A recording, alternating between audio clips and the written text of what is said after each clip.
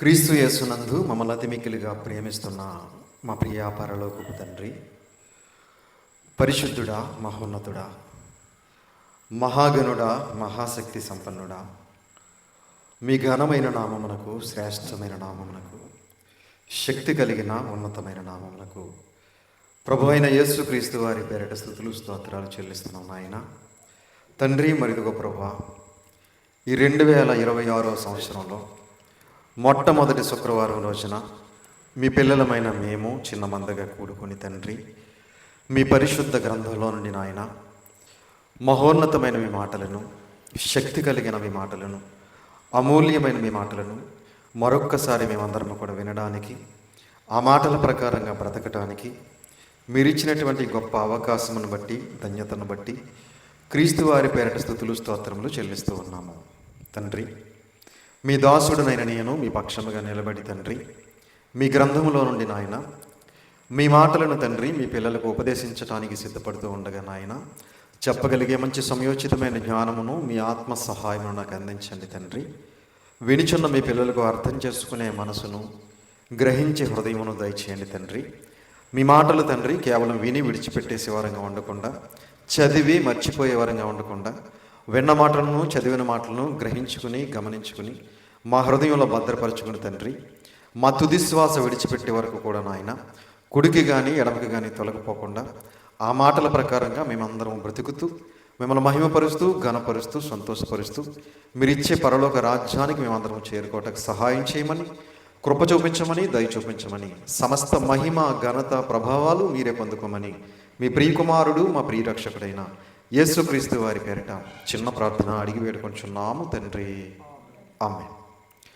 కూడి వచ్చినటువంటి సహోదరి సహోదరులందరికీ కూడా మన ప్రభువును రక్షకుడైన యేసుక్రీస్తు వారి పేరిట హృదయపూర్వకమైన వందనములు తెలియజేస్తూ ఉన్నాను. అంత బాగున్నారు కదండి, సంతోషం. ఈరోజు ఒక మంచి పాఠాన్ని మనం నేర్చుకుందాం. ఈరోజు మనం నేర్చుకోబోయే పాఠం పేరు మన కార్యములను సఫలము చేసేది ఎవరు. మన కార్యములను సఫలము చేసేది ఎవరు. ప్రియమైన దేవుని పిల్లలారా, మానవులంగా మనం అందరము కూడా ఎన్నో సమస్యల్లో ఉంటాం, ఎన్నో ఇబ్బందుల్లో ఉంటాం, ఎన్నో అనారోగ్యాలతో బాధపడుతూ ఉంటాం, అలాగే ఎన్నో ఆర్థిక ఇబ్బందులు కూడా ఎదుర్కొంటూ ఉంటాం, అలాగే ఎన్నో కార్యక్రమాలు కూడా తలపెడతా ఉంటాం. ఏమండి, ఒక గృహాన్ని నిర్మించుకోవటం కావచ్చు, లేదా విదేశానికి వెళ్ళటం కావచ్చు, లేదా అమ్మాయికి వివాహం చేయటం కావచ్చు. ఇలా మనం ఆలోచిస్తే మన జీవన విధానంలో ఎన్నో పనులు మనకు ఉంటాయి. వాటన్నిటినీ మనం చేయడానికి ప్రయత్నం చేస్తూ ఉంటాం. అలా చేయడానికి ప్రయత్నం చేస్తున్నప్పుడు ఆ సమయంలో మనం దేవుని సహాయాన్ని కోరుతూ ఉంటాం. తండ్రి, ఇదిగో నేను ఈ పని చేయాలనుకుంటున్నాను, మీ సహాయం నాకు అందించండి అని దేవుని సహాయం కోరి అప్పుడు మన మనుషుల సహాయాన్ని కోరుతూ ఉంటాం. ఏమండి, అప్పుడు ఎవరైనా సహాయం చేసినప్పుడు దేవుడు వీరి ద్వారా నాకు సహాయం చేశాడు అని మనం గమనించుకుని, గ్రహించుకుని కృతజ్ఞత కలిగి బ్రతుకుతాం. అంతే కదండి. కొంతమంది గమనించరు, కొంతమంది గ్రహించరు, కొంతమంది కృతజ్ఞత ఉండదు. కానీ మనకు మాత్రం దేవుని శక్తి, దేవుని ఉద్దేశం మనకు తెలుసు కనుక మనం ఏ కార్యక్రమం చేసినా కూడా మనం ముందుగా దేవునికి ప్రార్థన చేస్తాం. ప్రార్థన చేసి తర్వాత మనుషుల దగ్గరికి వెళ్ళి వారి సహాయాన్ని కోరుతాం. అప్పుడు దేవుడు వారి ద్వారా మనకి సహాయాన్ని అందిస్తాడు. ఈ విషయం మనందరికీ తెలిసిన విషయమే. అయితే ఈ విషయం తెలియని వారు చాలామంది ఉన్నారు. క్రైస్తవ్యంలో ఇలా మనం దేవునికి ముందుగా ప్రార్థన చేయాలని కానీ, తర్వాత వెళ్ళి మనుషుల్ని సహాయం కోరాలని కానీ, దేవుడు వారి ద్వారా మనకి సహాయాన్ని అందిస్తాడని కానీ చాలామందికి తెలియదు. ముందు దేవునికి ప్రార్థన చేయకుండానే ముందే మనుషుల దగ్గరికి వెళ్ళి సహాయం కోరతారు. ఎవ్వరూ సహాయం చేయకపోయేసరికి అప్పుడు దేవుడి దగ్గరికి వచ్చి అప్పుడు దేవుని సహాయం కోరతారు.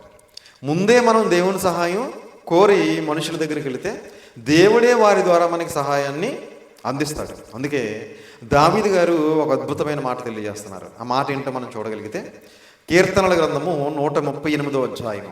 కీర్తనల గ్రంథము 138వ అధ్యాయం. దయచేసి అందరూ కూడా పరిశుద్ధ గ్రంథాన్ని తెరిచి చూడాలని ప్రేమపూర్వకంగా తెలియజేస్తున్నాను. 138వ అధ్యాయం 8వ వచనం జాగ్రత్తగా చూడండి పిల్లలు.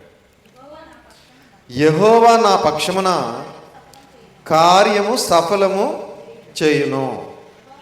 యెహోవా నీ కృప నిరంతరము ఉండును, నీ చేతి కార్యములను విడిచిపెట్టకము. దావీదు గారు దేవునికి తెలియజేస్తున్నటువంటి మాట ఏమంటున్నారంటే, యెహోవా నా పక్షమున కార్యము సఫలము చేయును. దేవుడు నా పక్షముగా కార్యము సఫలము చేయును అని దావీదు గారు తెలియజేస్తున్నారు. ప్రియమైన దేవుని పిల్లలారా, దావీదు గారు ఎంత ఖచ్చితంగా చెప్పగలుగుతున్నారు చూడండి ఈ మాట. ఎందుకంటే దావీదు గారు ఖచ్చితంగా దేవుని కోసం బ్రతుకుతున్నాడు కనుక ఖచ్చితంగా దేవుడు నా కార్యాన్ని సఫలం చేస్తాడు అని చెప్పగలుగుతున్నాడు. మనం చెప్పగలమండి ఈ మాట?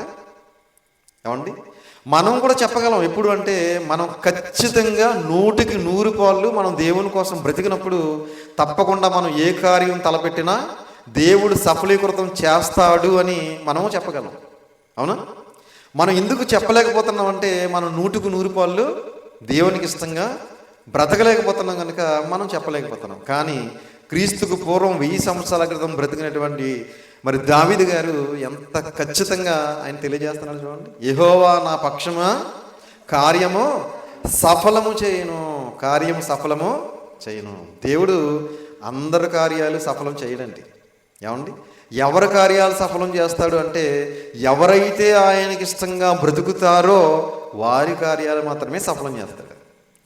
ఎవరైతే ఆయన బాటలో నడుస్తారో వారి కార్యాలు మాత్రమే సఫలం చేస్తాడు. ఎవరైతే ఆయన చెప్పిన మాటలకు లోబడి ఆయనకు భయపడి భయభక్తులు కలిగి బ్రతుకుతారో వారికి మాత్రమే ఆయన కార్యం సఫలం చేస్తాడు. ఉదాహరణకి యోసేపు గారు మనందరికీ తెలుసు. యోసేపు గారు చాలా భయభక్తులు కలిగి బ్రతుకుతున్నాడు. ఆయన ఏమండి యాకోబు గారి కుమారుడు. అయితే ఆయన తన అన్నలకు నచ్చలేదు. ఏమండి, తన అన్నలు ఏం చేశారంటే ఎవరో దారిని పోయే మిజ్జానీయులకు అమ్మేసిన తర్వాత వాళ్ళు మళ్ళీ వెళ్ళి ఎవరో పోతీఫరానికి అమ్మేశారు. అక్కడ పాపం ఒక భయంకరమైన సమస్యను ఎదుర్కొని ఎక్కడికి వెళ్ళిపోయాడు ఆయన? ఒక చెరసాలకు వెళ్ళిపోయాడు. చెరసాలకు వెళ్ళిపోయిన తర్వాత కూడా దేవుడు అతనికి తోడుగా ఉన్నాడు. ఒకసారి ఆ విషయం మనం చూడగలిగితే ఆదికాండం 39వ అధ్యాయం, ఆదికాండం 39వ అధ్యాయము దేవుడు యోసేపు గారి కార్యాన్ని ఎలా సఫలీకృతం చేస్తున్నాడో అక్కడ తెలియజేశాడు. ఆదికాండము 39వ అధ్యాయము 23వ వచనం జాగ్రత్తగా చూడండి. ఆదికాండము 39వ అధ్యాయము 23వ వచనం. యెహోవా అతనికి తోడై ఉండెను గనుక ఆ చెరసాల అధిపతి అతని చేతికి అప్పగింపబడిన దేని గూర్చియు విచారణ చేయక ఉండెను. అతడు చేయనది యావత్తు యెహోవా సఫలమగునట్లు చేసాను. ప్రియమైన దేవుని పిల్లారా, మనం బాగా ఆలోచించగలిగితే ఇక్కడ నేరం చేసి అందరూ జైలుకి వెళ్తారు. అవునా? తప్పు చేసి అందరూ చెరసాలకు వెళ్తారు. కానీ ఏ తప్పు చేయకుండా ఏ నేరము చేయకుండా యోసేపు గారు చెరసాలకు వెళ్ళారు. అందుకే దేవుడు చెరసాలలో ఉన్నా కూడా చెరసాల యజమానికి ఏం చేశాడట? ఏమండి, చెరసాల యజమాని కూడా యోసేపు గారికి సపోర్ట్ చేసే విధంగా దేవుడు తన పట్ల కృప చూపిస్తున్నాడు. అందుకే చూడండి అన్నమాట ఎంత బాగుందో. యెహోవా అతనికి తోడై ఉండెను గనుక ఆ చెరసాల అధిపతి అతని చేతికి అప్పగింపబడిన దేని గూర్చియు విచారణ చేయక ఉండెను. దేవుడు అతనికి తోడై ఉన్నాడు గనుక ఆ చెరసాల అధిపతి ఏం చేశాడట? దేన్ని గూర్చియు ఏమన్నా విచారణ చేయట్లేదట. అంటే ఫ్రీగా వదిలేస్తాడనమాట. ఏమండి, ఆయన ఒక జైలు అధికారి అయినా కూడా ఆ జైల్లో ఉన్నటువంటి ఖైదీలందరినీ కూడా కట్టడి చేసిన ఈ యోసేపు గారిని మాత్రం ఫ్రీగా విడిచిపెట్టేశాడు. ఏమండి, అప్పుడు కింద ఇంకో మంచి మాట తెలియజేశాడు చూడండి. అతడు చేయనది యావత్తు యెహోవా సఫలము అగునట్లు చేసాను. అంటే యోసేపు గారు ఏం చేసినా కూడా అది యావత్తు కూడా సఫలమగునట్లు దేవుడు చేస్తున్నాడట. ఇక్కడ మనం బాగా ఆలోచిస్తే అంటే చెరసాలలో ఉండగానే సఫలం చేశాడా? చెరసాలకు వెళ్ళకముందు కూడా సఫలం చేశాడా? ఏమండి, దేవుని యందు భయభక్తులు కలిగి బ్రతికినప్పుడు, దేవుడు మనకు తోడై ఉన్నప్పుడు చెరసాల బయట ఉన్న దేవుడు మనకు సహాయం చేస్తాడు, చెరసాల లోపల ఉన్న దేవుడు మనకు సహాయం చేస్తాడు. నువ్వు ఎక్కడున్నా, నువ్వు స్వదేశంలో ఉన్నా నీకు దేవుడు సహాయం చేస్తాడు, నువ్వు విదేశంలో ఉన్నా నీకు దేవుడు సహాయం చేస్తాడు. కనుక ముందు మనకు దేవుడు తోడై ఉండే విధంగా చూసుకోవాలి. మనం దేవుడు మనకు తోడై ఉంటే మనం ఏ కార్యక్రమం చేసినా దాన్ని సఫలీకృతం దేవుడు చేస్తాడు అనడానికి యోసేపు గారి జీవితమే మనకి ఉదాహరణ. ప్రియమైన దేవుని వాళ్ళ కనుక మనం ఎప్పుడు కూడా దేవుడు మనకు తోడై ఉన్నాడా లేదా అనేది జాగ్రత్తగా చూసుకోవాలి. ఏమండి, దేవుడు తోడై ఉంటే మనం ఎక్కడికి వెళ్ళినా ఆయన కాపుదల ఉంటుంది, మనం ఎక్కడికి వెళ్ళినా ఆయన సహాయం ఉంటుంది, ఎక్కడికి వెళ్ళినా ఆయన దీవెన, ఆయన మేలు మనకి ఉంటుంది. అందుకే దావీదు గారు మరొక అద్భుతమైన మాట మాట్లాడుతున్నారు. కీర్తనల గ్రంథము 37వ అధ్యాయం, కీర్తనల గ్రంథం 37వ అధ్యాయము 5వ వచనం చూడండి. కీర్తనల గ్రంథం 37వ అధ్యాయం 5వ వచనం. నీ మార్గమును యెహోవాకు అప్పగింపుము, నీవు ఆయనను నమ్ముకొనుము, ఆయన నీ కార్యము నెరవేర్చును. మనం ఏం చేయాలట? ఏమండి, తీసారు అందరూ? కీర్తన గ్రంథం 37వ అధ్యాయం 5వ వచనం. నీ మార్గమును యెహోవాకు అప్పగింపము. మన మార్గాన్ని ఏం చేయాలి? దేవునికి అప్పగించుకోవాలి. ఏమండి, అప్పగించము. నీవు ఆయనను నమ్ముకొనము, మనం ఆయన్ని నమ్ముకోవాలి. ఏమండి, నమ్ముకొనము, ఆయన నీ కార్యము నెరవేర్చును. మన మార్గం అంతా కూడా ఆయనకు అప్పగించేయాలి. ఏమండి, మనం ఆయన మీద నమ్మకం ఉంచాలి. నమ్ముకున్నాం అంటే నమ్మకం ఉంచాలి.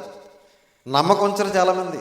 ఏమండి, ప్రియమైన దేవుని వాళ్ళరా, నువ్వు ఎప్పుడైతే ఆయన మార్గంలోకి వచ్చావో, నువ్వు ఎప్పుడైతే ఆయన మీద నమ్మకం ఉంచావో, ఎప్పుడైతే ఆయన మీద విశ్వాసం ఉంచావో, ఎప్పుడైతే నువ్వు ఆయన మీద ఆధారపడ్డావో, ఎప్పుడైతే నువ్వు ఆయన మీద ఆనుకున్నావో, అప్పుడు దేవుడు నీ కార్యమును ఏం చేస్తాడట? నెరవేర్చును.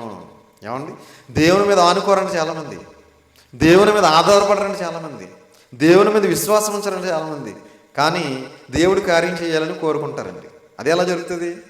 ఏమండి, మనం పూర్తిగా దేవుణ్ణి నమ్ముకోవాలి, నమ్మకం ఉంచాలి, దేవుని మీద ఆధారపడాలి, దేవుడి మీద విశ్వాసం ఉంచాలి, దేవుడి మీద ఆనుకోవాలి మనందరం కూడా. అప్పుడు దేవుడు మన కార్యమును ఏం చేస్తాడు? నెరవేరుస్తాడు. మనం ఎలాంటి కార్యాన్ని తలపెట్టినా అది దేవుని దృష్టికి యోగ్యమైనదైతే, అది వాక్యానుసారమైనదైతే, అది దేవునికి నచ్చితే తప్పనిసరిగా దేవుడి సహాయం ఉంటుంది. కనుక సొలొమోను గారు కూడా ఒక అద్భుతమైన మాట తెలియజేశారు. సామెతల గ్రంథము 16వ అధ్యాయం, సామెతల గ్రంథం 16వ అధ్యాయము 3వ వచనం జాగ్రత్తగా చూడండి. నీ పనుల భారము యెహోవా మీద ఉంచుము, అప్పుడు నీ ఉద్దేశములు సఫలమగును. నీ పనుల భారము ఎవరి మీద ఉంచాలి? ఏమండి, ఎవరెవరి మీద ఉంచుతూ ఉంటారు, కానీ దేవుని మీద ఉంచాలి. మన పనుల భారం అంతా కూడా, తండ్రి నువ్వే నాకు సహాయం చేయాలి నాయన, నువ్వే ఈ పని చేసి పెట్టాలి తండ్రి, నువ్వే ఈ విషయంలో నాకు సహాయం చేయాలి నాయన అని నీ పనుల భారం అంతా కూడా యెహోవా మీద ఉంచాలి. అప్పుడు ఏం జరుగుతుందట? నీ ఉద్దేశములు సఫలమగును. నీ ఉద్దేశాలు, నీ ఆలోచనలు, నీ క్రియలు, నీ కార్యక్రమాలన్నీ కూడా సఫలము అవుతాయని దేవుని వాక్యం సెలవిస్తుంది. కనుక ప్రియమైన దేవుని వాళ్ళరా, మనం ఎప్పుడు కూడా ఏ కార్యం తలపెట్టినా కూడా అది పూర్తిగా మనం దేవునికి అప్పగించుకోవాలి. తండ్రి, మరిదిగో ఈ కార్యక్రమం తలపెడుతున్నాను, నువ్వే నాకు దిక్కు తండ్రి, నువ్వే నాకు సహాయం చేయాలి నాయన, నువ్వే నాకు సర్వస్వం నాయన, నువ్వు తప్ప నాకు ఎవరు లేరు తండ్రి, నీ మీదే నమ్మకం ఉంచాను నాయన అని ఆయన మీదే మన పనుల భారం ఉంచినప్పుడు మన పనులు ఏమవుతాయట? ఏమంటే సఫలమగును అని రాయబడింది. ఏమండి, అలాగే మనం ఏ కార్యక్రమం మొదలుపెట్టినా కూడా మనం ఏం చేయాలంటే ఇంకో కార్యక్రమం చేయాలి. ప్రారంభంలో చెప్పాను నేను, మొదట ఎవరికి చెప్పాలని చెప్పాను? మొదట దేవునికి చెప్పాలి, తర్వాత మన ప్రయత్నం మనం చేయాలి. అందుకే మొదటగా మనం మొరపెట్టుకోవాలని దావీదు గారు తెలియజేస్తున్నారు. ఆ మాట కూడా చూద్దాం. కీర్తనల గ్రంథం 57వ అధ్యాయం, కీర్తనల గ్రంథం 57వ అధ్యాయము 2వ వచనం జాగ్రత్తగా చూడండి పిల్లలు. కీర్తన గ్రంథం 57వ అధ్యాయం 2వ వచనం. మహోన్నతుడైన దేవునికి నా కార్యము సఫలము చేయు దేవునికి నేను మొర్ర పెట్టుచున్నాను. తీసారమ్మా? 57:2. ఏ దేవునికి? మహోన్నతుడైన దేవునికి. మహోన్నతుడైన దేవునికి నా కార్యము సఫలము చేయు దేవునికి నేను మొర్ర పెట్టుచున్నాను. ఏం చేయాలట? మొరపెట్టుకోవాలి, ప్రార్థన చేయాలి, మనం వేడుకోవాలి ఆయన్ని. గోజాడాలి, ఏమండి, బ్రతిమాలుకోవాలి, ప్రాధేయపడాలి, ఏమండి, విజ్ఞాపన చేయాలి. అప్పుడు దేవుడు తప్పనిసరిగా మనకి మన కార్యాన్ని సఫలం చేస్తాడు. చాలామంది మొరపెట్టండి, ఏమండి, ప్రాధేయపడరు, అసలు గోజాడరు, వేడుకోరు, ఏమండి, కార్యం చేసేయాలనుకుంటారు. ఎలా చేస్తారు దేవుడు? ఏమండి, మనం ఒక కార్యక్రమం చెయ్యాలనుకున్నప్పుడు దేవుని దగ్గరకు వచ్చి మోకరించి హృదయపూర్వకంగా మనం దేవుడికి మొరపెట్టుకున్నప్పుడు, మనం ప్రాధేయపడినప్పుడు, వేడుకున్నప్పుడు, బ్రతిమాలుకున్నప్పుడు తప్పనిసరిగా దేవుడు మనకి సహాయం చేస్తాడో చేయలేదు. మనుషులు చేయకపోవచ్చు, ఏమండి, మనుషులు ఇదిగో ఇస్తానంటారు, తర్వాత లేదంటారు. కానీ దేవుడు అలాంటి వాడు కాదు, మాట మార్చేవాడు కాదు. ప్రియమైన దేవుని పిల్లరా, కనుక మనం ఏ కార్యక్రమం చేసినా సరే మొట్టమొదటిగా దేవునికి మొరపెట్టుకోవాలి. అందుకే దావీదు గారు, నా కార్యము సఫలము చేయు దేవునికి నేను మొరపెట్టుచున్నాను. మొరపెట్టాలి, ఏమండి, ఆయన ఇచ్చే వరకు మనం మొరపెడుతూనే ఉండాలి, ఆయన చేసే వరకు మనం మొరపెడుతూనే ఉండాలి. చాలామంది కొద్ది రోజులు మొరపెడతారు, తర్వాత ఇంకా దేవుడు చేయట్లేదని మానేస్తూ ఉంటారు. ప్రార్థన చేయరు కొంతమంది, మొరపెట్టడం మానేస్తారు. కాబట్టి ప్రియమైన దేవుని పిల్లరా, మన ప్రార్థన ఆపకూడదు, ఆయన ఇచ్చే వరకు, ఆయన చేసే వరకు, ఏమండి, మనం మొరపెడుతూనే ఉండాలి, మనం ప్రాధేయపడుతూనే ఉండాలి. అప్పుడు దేవుడు తగిన సమయంలో మనకి కార్యాన్ని చేస్తాడు. అందుకే యెషయా అనే ఒక ప్రవక్త ద్వారా దేవుడు ఒక అద్భుతమైన మాట తెలియజేశాడు. యెషయా గ్రంథము 64వ అధ్యాయం. యెషయా గ్రంథం 64వ అధ్యాయము. యెషయా గ్రంథం 64వ అధ్యాయం 4వ వచనం జాగ్రత్తగా చూడండి పిల్లలు. యెషయా గ్రంథం 64:4. తన కొరకు కనిపెట్టువాని విషయమై నీవు తప్ప తన కార్యము సఫలము చేయు మరి ఏ దేవునిని ఎవడు ఏ కాలమున చూచి ఉండలేదు. అట్టి దేవుడు కలడన్న సమాచారము మనుష్యులకు వినబడలేదు. ఎంత బాగుంది చూడండి ఈ మాట, ఏమండి, తీసారా? 64:4 యెషయా గ్రంథం. తన కొరకు కనిపెట్టు వారి విషయమై, బాగా వినాలి, ఎవరి కొరకు? దేవుని కొరకు కనిపెట్టు వారి విషయమై. దేవుని కొరకు కనిపెట్టేవారు ఉండాలి, ఏమండి, దేవుని కోసం కనిపెట్టేవారు ఉన్నారండి, దేవుని కొరకు కనిపెట్టేవారు లేరు, ఏమండి, మనుషుల కొరకు కనిపెట్టేవారు ఉన్నారు, కానీ దేవుని కొరకు కనిపెట్టేవారు కావాలి దేవునికి. అవునా? ప్రియమైన దేవుని వలన తన విషయమై నీవు తప్ప తన కార్యము సఫలము చేయు మరి ఏ దేవుని, ఏమండి, తన కార్యము సఫలము చేయు మరి ఏ దేవుని ఎవడును ఏ కాలమున చూచి ఉండలేదు. ప్రియమైన దేవుని పిల్లలారా, ఇక్కడ ఎంత అద్భుతమైన మాట తెలియజేస్తున్నాడు చూడండి ప్రవక్త. కార్యము సఫలము చేసే ఇలాంటి దేవుణ్ణి ఏ కాలంలోనూ ఎవ్వరూ కూడా చూచి ఉండలేదు అని చెప్పి క్రీస్తుకు పూర్వం 750 సంవత్సరాల క్రితం చెబుతున్నటువంటి మాట. ప్రియమైన దేవుని పిల్లలారా, కనుక దేవుని కోసం కనిపెట్టుకోవాలి, ఏమండి, దేవుని కోసం కనిపెట్టుకుని దేవునికి మొరపెట్టుకుని దేవుని యందు భయభక్తులు కలిగి బ్రతికితే తప్పనిసరిగా మన పట్ల దేవుడు ఏం చేస్తాడు? కార్యము సఫలం చేస్తాడు. దేవుని కోసం కనిపెట్టకుండా, దేవునికి మొరపెట్టకుండా, దేవుని మీద ఆధారపడకుండా, దేవుని మీద విశ్వాసం ఉంచకుండా, దేవుని యందు భయభక్తులు కలిగి బ్రతకకుండా మన కార్యం చేయమంటే కార్యం సఫలం కాదు, విఫలం అవుతుంది. ఏమండి, కార్యం సఫలం అవుతుందండి, కార్యం సఫలం అవుతుంది. పిల్లలు, మనం అవిశ్వాసంతో ఉన్నప్పుడు మన కార్యాలు సఫలీకృతం కావు. మనం ఎప్పుడైతే విశ్వాసంతో మనం ఆయన మీద ఆనుకుని, ఆయన మీద ఆధారపడి, ఆయన మీద మన భారం అంతా ఉంచుకుని మనం ఎప్పుడైతే ప్రార్థన చేసి ఆయన వేడుకుని ఆయన సహాయం కోరతామో తప్పనిసరిగా మనకి సహాయం అనేది ఆయన దగ్గర నుంచి వస్తుంది. అందుకే తన కొరకు కనిపెట్టుకొని వాని విషయమై నీవు తప్ప తన కార్యము సఫలము చేయు మరి ఏ దేవుని ఎవడునో ఏ కాలమున చూచి ఉండలేదు. ప్రియమైన దేవుని పిల్లరా, మనం కూడా కొన్ని కార్యాలు సఫలీకృతం దేవుని ద్వారా పొందుకున్నప్పుడు మనకు అర్థమవుతూ ఉంటుంది, ఈ కార్యక్రమం దేవుని వల్లే జరిగింది. ఏమన్నా? అవునా?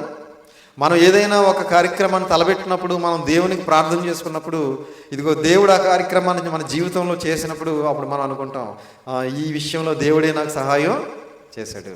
అప్పుడు ఎంత ఆనందంగా ఉంటుందండి, ఎంత సంతోషంగా ఉంటుంది. దేవుడే సహాయం చేయకపోతే నా పరిస్థితి ఏమైపోయిను అని అప్పుడు ఆశ్చర్యపోతూ ఉంటాం, ఆలోచిస్తూ ఉంటాం. ఏమండి, కొన్ని సందర్భాల్లో ఇంకా దేవుడు సహాయం చెయ్యకపోతే మరి కుటుంబం అంతా కూడా ఇంకా ఆత్మహత్య చేసుకునే పరిస్థితి వచ్చిన సందర్భాలు ఉంటాయి కొన్ని కుటుంబాల్లో. అప్పుడు ఇంకా తండ్రి నువ్వే మాకు దిక్కు నాయన, నువ్వే మాకు సహాయం చేయాలి తండ్రి, నువ్వు సహాయం చేయకపోతే మా పరిస్థితి ఇంకా బ్రతికి బట్టకట్టలేము నాయన అని కొంతమంది ప్రాధేయపడుతూ ఉంటారు. ఏమండి, బ్రతిమాలుకుంటూ ఉంటారు, దేవుణ్ణి వేడుకుంటూ ఉంటారు, ఆయన్ని ఏమంటే కన్నీటి ప్రార్థన చేస్తూ ఉంటారు. అప్పుడు దేవుడు ద్వారం తెరిచి వారి పట్ల ఆ కార్యం చేసినప్పుడు వాళ్ళు ఎంత ఆనందపడిపోతారో, ఎంత సంతోషపడతారో. ప్రియమైన దేవుని పిల్లరా, అది అనుభవించిన వాళ్ళు తెలుస్తుందండి. ఏమండి, అది మామూలుగా ఉన్న వాళ్ళకి తెలియదు. అది ఎవరైతే దేవుడు చేసిన సహాయం పొందుకుంటారో వారు మాత్రమే గమనించుకోగలుగుతారు, గ్రహించుకోగలుగుతారు, దేవుని యందు కృతజ్ఞత కలిగి భయభక్తులు కలిగి బ్రతకగలుగుతారు. ఏమండి, ప్రియమైన దేవుని పిల్లరా, కాబట్టి మనం ఏ కార్యక్రమం తలపెట్టినా కూడా ముందుగా దేవునికి మొరపెట్టుకోవాలి, దేవుని యందు భయభక్తులు కలిగి బ్రతకాలి, దేవుని యందు భయభక్తులు కలిగి విశ్వాసం ఉంచాలి. ఏమండి, దేవుని మీద ఆధారపడినప్పుడు తప్పనిసరిగా మనకు దేవుడు ఏం చేస్తాడు, మన కార్యాన్ని సఫలం చేస్తాడు. ఎంతమంది అడ్డొచ్చినా, ఎన్ని ఆటంకాలు వచ్చినా, ఎన్ని ఇబ్బందులు వచ్చినా, ఎన్ని ఇరుకులు వచ్చినా కూడా దేవుడు తప్పనిసరిగా తగిన సమయంలో ఆ కార్యక్రమాన్ని సఫలీకృతం చేస్తాడు. కనుక దేవునికి అసాధ్యమైనది ఏది లేదు. దేవుడు దేనినైనా చేయగలిగే సమర్థుడు. ఏమండి, సమర్థుడే కాదా, అసమర్థుడు కాదైనా సమర్థుడు. ఏమండి, అందుకే అబ్రహాము గారు విశ్వాసులకు తండ్రి ఎలాగయ్యాడైనా, దేవుడు దేనినైనా చేయగలిగే సమర్థుడని విశ్వాసం ఉంచాడు ఆ రోజుల్లో. అవునా, అందుకే అబ్రహాము గారు ప్రపంచంలో దేవుణ్ణి నమ్మే దేవుని పిల్లలందరికీ విశ్వాసులకు తండ్రి అయిపోయాడు. కనుక ప్రియమైన దేవుని పిల్లలారా, అలాగే శద్రకు మెషకు అబేద్నెగో అనే వారిని కూడా అగ్నిగుండంలో పడేస్తానన్నప్పుడు వాళ్ళు కూడా ఒక అద్భుతమైన మాట మాట్లాడతారు. ఏమని, మా దేవుడు ఈ అగ్నిగుండం నుంచి రక్షించడానికి సమర్థుడు అంటారు. రక్షించకపోయినా కూడా మాకు పర్వాలేదు అన్నారు. అంటే దేవుడు అగ్నిగుండంలో పడేసిన వారిని కూడా రక్షించగలిగే సమర్థుడు అని విశ్వాసం ఉంచారు. అలాంటి గొప్ప విశ్వాసం మనందరిలోనూ ఉండాలి ప్రియులారా. కనుక ఏదైనా సమస్య వచ్చినప్పుడు, ఏదైనా ఇబ్బంది వచ్చినప్పుడు కంగారైపోతాం, చాలా కలవరానికి గురవుతుంటాం. దేవుడు ఏంటి ఇలా చేశాడేంటి, దేవుడేంటి అలా చేశాడేంటి, దేవుడేంటి సహాయం చేయలేదేంటి అని మనం చాలా నలిగిపోతూ ఉంటాం, చాలా బాధపడిపోతూ ఉంటాం, కూలిపోతూ ఉంటాం. కానీ దేవుని మీద విశ్వాసం ఉంచి దేవుని మీద ఆధారపడిన వారు కలవరపడరు, కంగారు పడరు. దేవుడే తప్పకుండా సహాయం చేస్తాడు అనే ధీమాతో, విశ్వాసంతో బలంగా నిలబడతారు. కాబట్టి మనందరం కూడా ఏ కార్యక్రమాన్ని తలపెట్టినా కూడా దేవుని మీద ఆధారపడి, దేవుని మీద ఆనుకొని విశ్వాసం ఉంచి తప్పకుండా దేవుడు నాకు సహాయం చేస్తాడు అనే ధీమాతో, ధైర్యంతో మనం ప్రార్థన చేసి బ్రతిమాలుకున్నప్పుడు తప్పకుండా దేవుడు మనకు సహాయం చేస్తాడు. కనుక అందరూ కూడా ఆ విధంగా ఉండాలని ప్రేమపూర్వకంగా తెలియజేస్తూ ఈ మాటలు ముగిస్తున్నాను. తలలు వంచండి, ప్రార్థన చేసుకుందాం. ప్రార్థన. పరలోకమందున్న మమ్మల్ని కన్న తండ్రి, దయగలిగిన మా దేవ, కృప కలిగిన మా తండ్రి, మహోన్నతుడా, మహాగణుడా, మహాశక్తి సంపన్నుడా, మీ ఘనమైన నామమునకు, శ్రేష్టమైన నామమునకు, శక్తి కలిగిన ఉన్నతమైన నామమునకు ప్రభు అయిన యేసుక్రీస్తు వారి పేరిట స్తుతులు స్తోత్రాలు చెల్లిస్తున్నాం ఆయన. తండ్రి, మరి ఇంతవరకు మీ పరిశుద్ధ గ్రంథంలో నుండి ఎన్నో విలువైన మాటలు, అమూల్యమైన మాటలు, మా భక్తి జీవితానికి అవసరమైన మాటలు, మా విశ్వాస జీవితానికి అవసరమైన మాటలు మేమందరం కూడా విన్నాం తండ్రి. విన్న మాటలను విని విడిచిపెట్టేసేవారంగా ఉండకుండా, చదివి మర్చిపోయేవారంగా ఉండకుండా తండ్రి, విన్న మాటలను గ్రహించుకుని, గమనించుకుని తండ్రి, వాటిని అర్థం చేసుకుని, వాటిని మా హృదయంలో భద్రపరుచుకుని తండ్రి, ఆ మాటల ప్రకారంగా మేమందరము బ్రతకడానికి సహాయం చేయండి. తలలో ఉంచి ప్రార్థన చేస్తున్న మీ పిల్లలందరినీ జ్ఞాపకం చేసుకోండి, వారి కుటుంబ సభ్యులందరినీ జ్ఞాపకం చేసుకోండి. వారు చేస్తున్న పనిపాట్లలో, ప్రయాణాల్లో తోడుగా, నీడగా ఉండండి. వారందరికీ ఉన్న అనారోగ్యాలను ముట్టి స్వస్థపరిచి సంపూర్ణమైన ఆరోగ్యమును, శక్తిని, బలమును దయచేయండి. మమ్మల్ని అందరినీ కూడా మరి ఇంకా బలపరిచి బలమైన సాధనాలుగా మీ సేవలో మమ్మల్ని వాడుకోండి. మేమందరము కూడా ఈ లోకంలో ఉన్నంతకాలము కూడా తండ్రి మిమ్మల్ని మహింపరిచేవారంగా, ఘనపరిచేవారంగా, సంతోషపరిచేవారంగా, మీ నామమునకు కీర్తి కలగజేసేవారంగా, మీ సంకల్పాన్ని, మీ కుమారుని యొక్క శిలువ మరణ త్యాగాన్ని అనేక మందికి ప్రకటించేవారంగా, అనేక మందిని మీ మంచి మార్గంలో నడిపించేవారంగా, అనేక అనేక మందిని మీ పాదాల చెంతకు మరి నడిపించే వారంగా మేమందరం జీవించడానికి సహాయం చేయండి. పరసంబంధమైన ప్రతి ఆశీర్వాదంతో మమ్మల్ని ఆశీర్వదించి దీవించి మీ కృపలో భద్రపరిచి మమ్మల్ని అందరినీ కూడా కాచి కాపాడమని మీ ప్రియ కుమారుడు మా ప్రియ రక్షకుడైన యేసుక్రీస్తు ప్రభుల వారి అతి శ్రేష్టమైన ఉన్నతమైన శక్తి కలిగిన నామమును బట్టి చిన్న ప్రార్థన అడిగి వేడుకొనుచున్నాము తండ్రి. ఆమేన్. అందరికీ వందనాలు.